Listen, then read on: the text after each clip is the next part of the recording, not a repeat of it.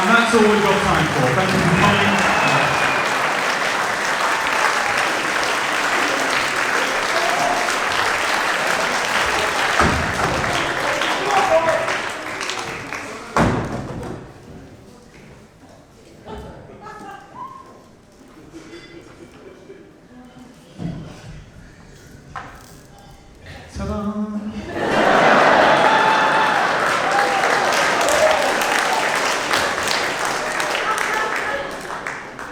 If you're going to take that long to arrive, then do it in style. That's my approach. But I'll be honest with you, if there is one thing that does genuinely excite me in comedy these days, it's a stage that's harder to get on than Universal Credits.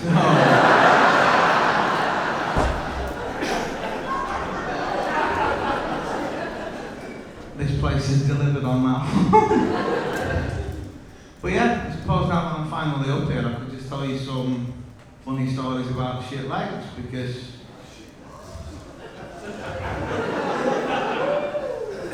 the legs are shit and the stories are funny. So it's a good combo, isn't it? Genuinely though, for me it is a bit weird, because unlike Lady Gaga, I was not born this way. For years, right, I had functioning legs that did stuff when I asked them to, right? But in recent years, they've become increasingly shit at everything they were built to do, right? So I thought, well, I'm trying to be a bit of a grown-up about it. I'll book an appointment with my GP and see if we can work out between us some issues and what we can do to fix it, right? So I'm sat in his clinic and he's like, so, what's the problem then, Mr. Brooke? I said, well, got some concerns with the old lower limbs chief. He said, what do you mean? I said, well, what if George Michael were right about guilty feet having no rhythm?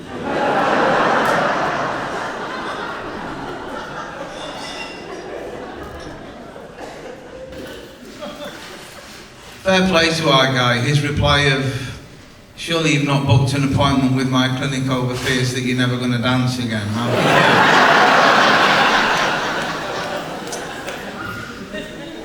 No, Chief, I mean, as if I'd waste this chance that I've been given.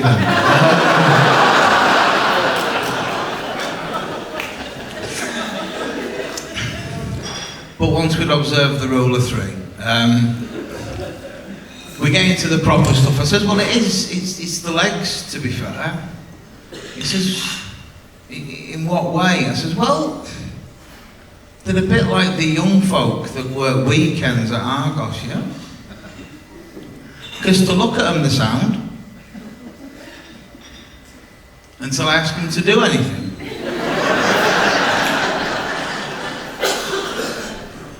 In which case they're pretty much unresponsive dickheads. So he says, fair play, that does sound pretty funky. And he bounced me off to see a consultant to work out what flavour of disabled I am.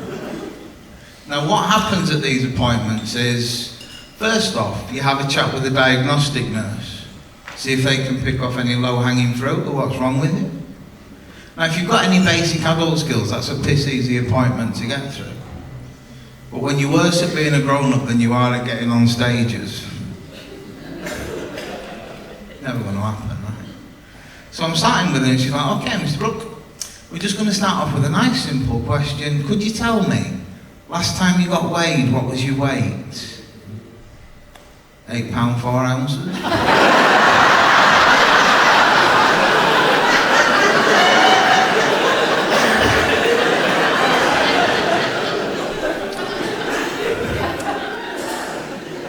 You can't lie to the NHS, can you? Now, very quickly after this, she just boots me straight back into the waiting room. Yeah. So shortly after that, I get the nod to go in and see the boss man. So I get up and I do that with my quite unique stride pattern. Yeah.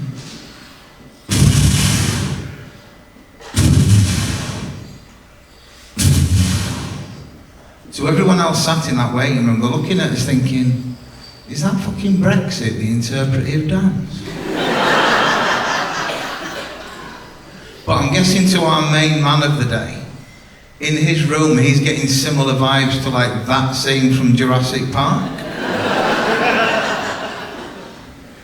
He's had to walk to his door because he wants to see why it is there's a fucking froth on his green tea. So when he sees me walking towards, he's like, "Ah, Mr. Brooke!" I'm like, "Oh, calm down, Gideon."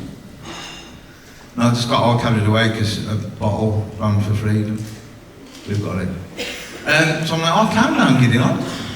It's only kebab shop owners that excited to see me shuffling towards the door.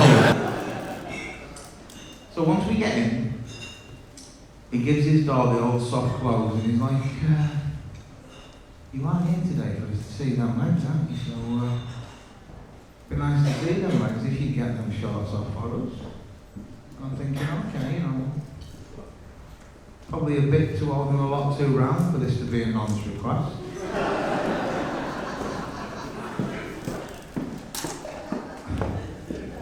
I'm going to assume it's medical and give the boy what he's asking for. Now, as I start to lower that day's denim off cuts, I have glanced down and realised that we've got ourselves a bit of a situation because you wouldn't think you could get a pair of boxers in a worse state of health than I am, but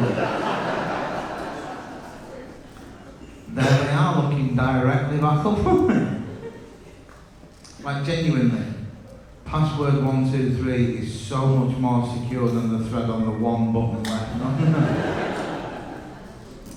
Now, I'm not very good at religion, but I am firing off prayers to every God I can remember the name of. That for the next minute or two at least, I am the proud owner of the sleepiest dick in Yorkshire. And I somehow get through this process without ending up on a register. So, mission accomplished. Now, I'm going to be completely honest with you, right? When they sent me the next appointment through, I paid fuck all attention beyond 10:30 on a Monday morning. Because for me at that point, that was a full day off mis-selling PPI, so...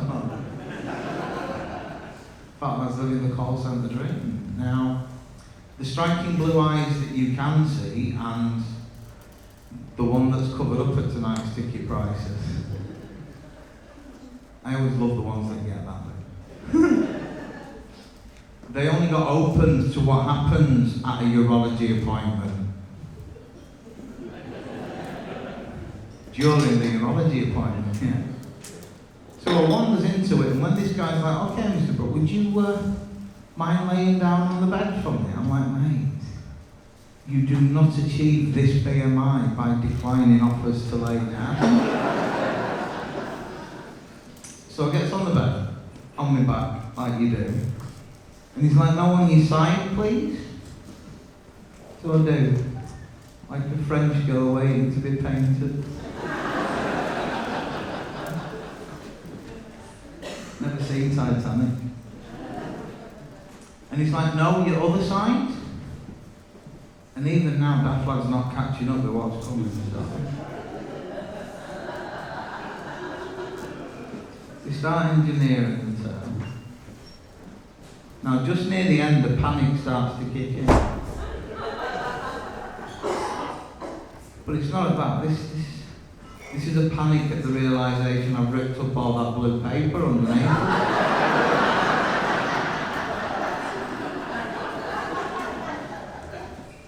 So just to try and ease my tension at this situation, I'm like, "But, Chief, you know, what reason is there for me to face away from you, like?"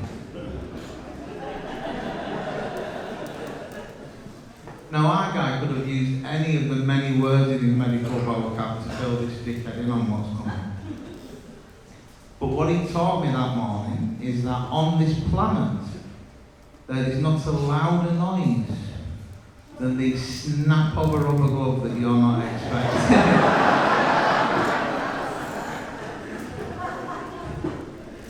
So when I'm laid there staring at the wall and the reality of what's incoming, I spot this little sign for Fire Assembly Point B. And I'm like, obviously we're at Pinderfield here, so nothing life or death because we're in a hospital, but if there could be any reason we need to gather there in the next couple of minutes and Fat Lad leaves today untouched, that'd be meant. But no. There I am, 20 to 11 on a Monday morning, getting fingered by a stranger. Again.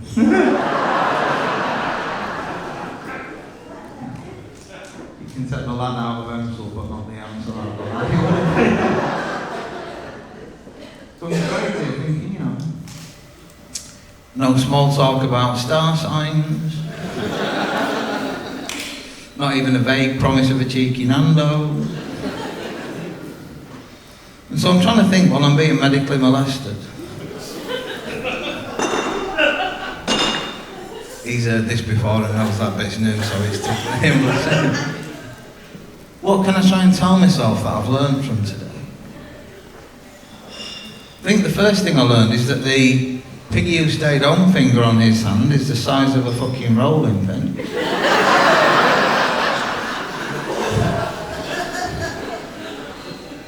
And that if you really, really want to understand how bad all them cost cuttings were under the Tory government in the NHS, it's the realisation that the hand sanitiser on reception is the lube on the tip of that glove.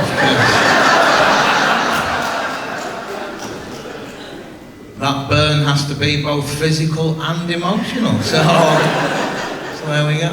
But towards the end of all this business, the NHS, God bless it, genuinely made the decision that the only way I can be less disabled is if there's less of me to be disabled. So to a dietitian they sent me. Now let's be honest, gang, whatever angle you are looking at this shambles from, none of us need to pretend that's a successful appointment. But again, I love this lady because she starts off with a nice and simple question, yeah? Like, okay, Mr. Brooke, I appreciate this could be difficult given your condition, but, you know, is regular exercise anything you manage to achieve? According to the old smartwatch,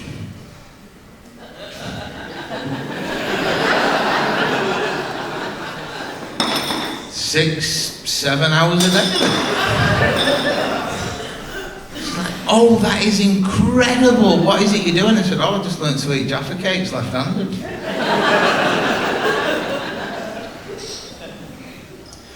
Now, bless this lady, she went on to a second question thinking that I'd have run out of dickhead energy at that point. So she says, you mentioned your diet there. I mean, could you tell me how often would you imagine that you eat fruits and vegetables as part of that? Well, probably about as often as you imagine your dad eats your mum.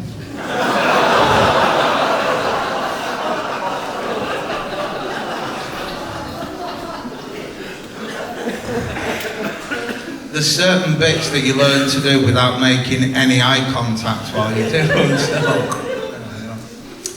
But I'm sure none of you will be shocked to know that there has been no follow-up to that appointment. So that's that one done. But I would stress it's not just on the NHS's time that I'm a complete shambles of interaction, because it's literally any time me and my little metal friends leave the house, we just draw weirdness towards us. Like what I worked out a long, long time ago is you can't be anonymously disabled outside. I have to explain to so many strangers why it is that this cripple be crippling. Right? And what I love about that is every now and again I think, do you know what, I'm going to bore you to actual death. I'm going to explain to you all about how it is a severe neurological condition where the brain and spine aren't properly linked so the legs move like this. But then I think, fuck it, and just tell them it's pegging.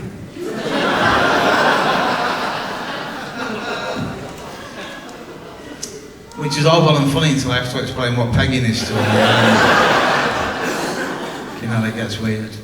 But probably one of my favourite interactions on these things, the part of Leeds that I used to missell PPI at, it's down by the canal, right? So if you're familiar with Leeds, you know there's only really 2 areas of employment in that part of town. Well done to the ones that know where this is going. So basically, for those of you that don't, you're either mis-selling in a headset or a mis-selling head, basically. So when I'm trying to get from the office to the station, I don't really have a turn of pace to do that. I move obviously slower than the last hour at work on a Friday. So any of the nights where these ladies have decided we're going to have a chat, we're having that chat, right? So this one particular night, she comes shuffling out of the shadows, like something out like Michael Jackson's Thriller video.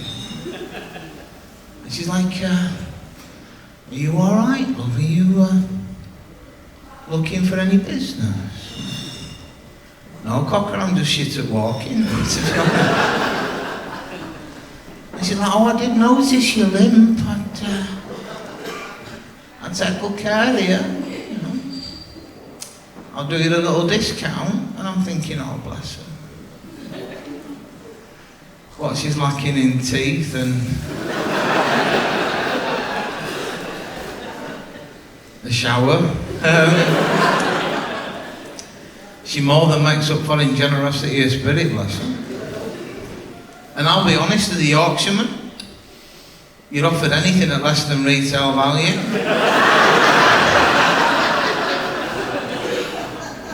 You're giving it a ponder, aren't you? But when it dawns on me that it's 30% off gonorrhea, I'm wishing the lady well but saying no, because if there's one human in this fucked up life of mine that I don't want to fall out with, that is my GP, right? Because in exchange for these horrendous legs, I get tremendous drugs. And I love them drugs. Because the sheer amount of times where I'm higher than the markup on cinema popcorn is perfect. But I'll be honest, what I love most about them is that literally all of them need taking with or after food. So anything that combines your hobbies is always.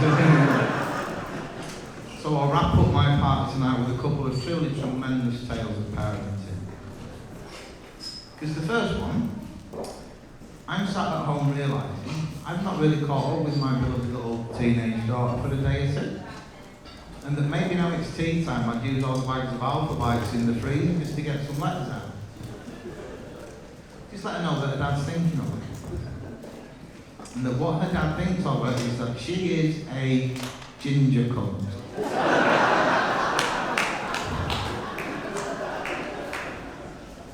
Now, before anyone thinks Childline needs looping in on this one, she very, very much confirmed that she's absolutely my child by replying with, well, I'd rather be a ginger than a spastic.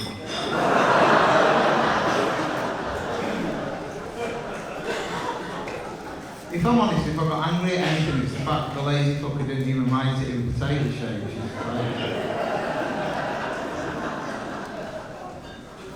So I just replied and said, fair play, your skin might be pale, but your soul's black as fuck. So,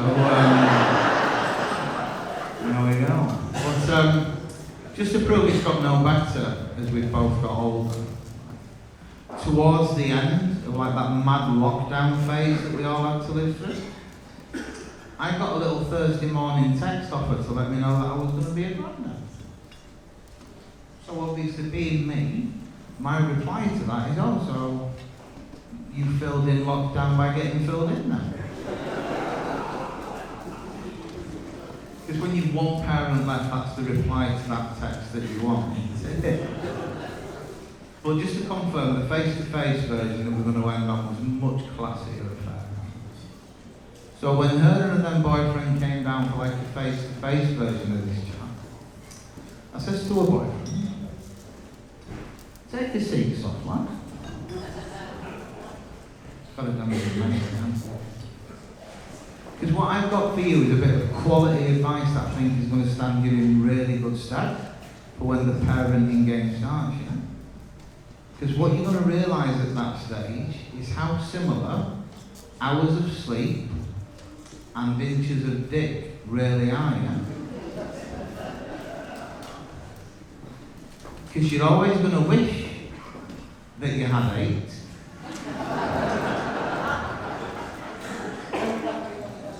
But you are going to be fucking amazed at what you've achieved with 2.5.